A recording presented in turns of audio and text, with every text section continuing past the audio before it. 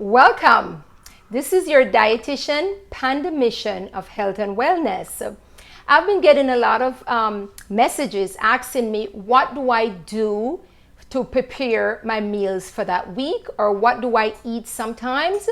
So what I decide to do is to bring you into my home, into my kitchen. So I want to start off with here.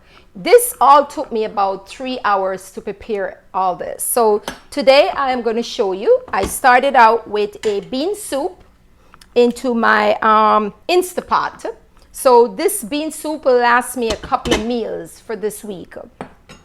Because I picked some sorrel from my backyard. I made some sorrel and I just put some ginger into it.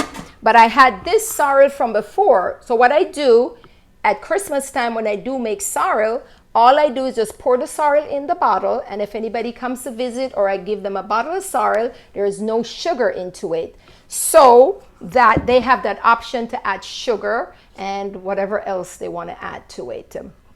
Next, what I did this morning while I was doing my preparation for my other foods, I made a whole wheat bread. And some people might say, well, why don't I just buy the bread? What happened is that a lot of the commercial breads either have like dairy or they have a lot of salt, and because I am watching a lot of the sodium that I take into my diet, I am not endorsing any products. So when I show you a product or you see here, I am not endorsing a product. I'm just showing you what I use. So what I use 100% whole wheat bread flour to make my bread, and probably add maybe like about half a cup of white flour. And what I do now, because I do love my fruits, so I'll do my preparation for my fruits. So I got a watermelon, I cut it up. So all I have to do is just throw it in a container and I'm gone. So next, what I actually did was I got some pop chow from a local farmer.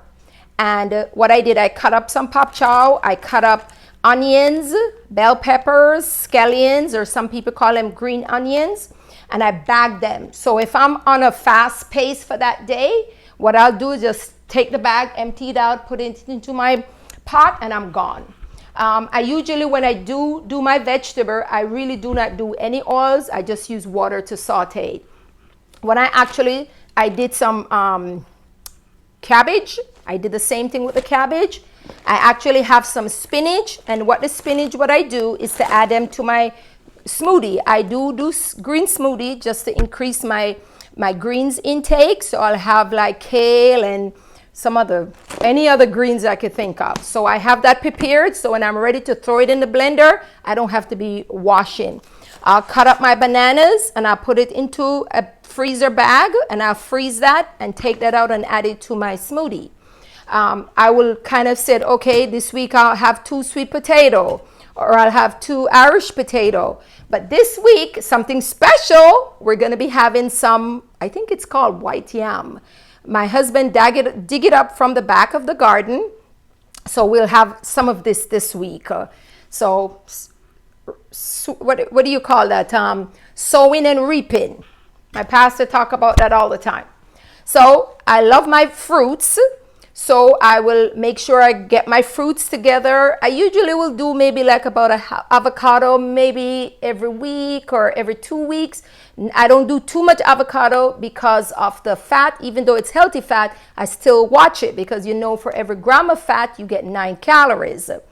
I also sometimes, even though I have dry beans, I will also have a few cans of beans just in case. Again, if I'm rushing, I will just open the cans and saute it up and use that. Make sure that when you do buy the can of beans, you make sure it says no added salt, because that will keep that sodium level down. Usually if I have something like this, like for almonds, I don't do a lot of nuts because I have food sensitivity, but a bottle of nuts like this will probably last us maybe 8 months. We don't eat it that much. I always make sure I have my flaxseed, either my flaxseed or chia seed, and that's what I usually add to my smoothie.